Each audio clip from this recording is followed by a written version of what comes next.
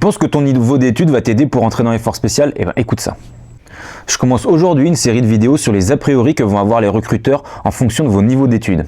Alors, si tu veux connaître les a priori sur ton niveau d'études à toi, eh ben écris-le moi en commentaire et je ferai une petite vidéo dessus.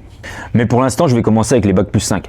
Les bac plus 5, quand on voit un candidat arriver avec un bac plus 5, on se dit quoi? On se dit que c'est un candidat qui, lui, il va rejoindre l'armée parce qu'en fait, il s'est jeté dans ses études, il savait pas quoi faire, il a quand même fait un bac plus 5 et puis d'un coup il se dit bah tiens, je vais rentrer dans l'armée.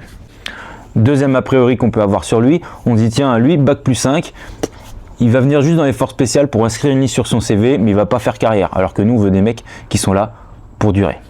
Troisième a priori, c'est de se dire bac plus 5, il va être commandé par un mec qui a un bac ou même pas. Est-ce qu'il va réussir à accepter sa place? Est-ce qu'il va réussir à accepter que même les officiers qui n'avaient qu'un bac plus 2 sont peut-être moins diplômés à l'origine que lui? En outre, est-ce qu'il va accepter les ordres? Oui, forcément, ça c'est tous les a priori négatifs.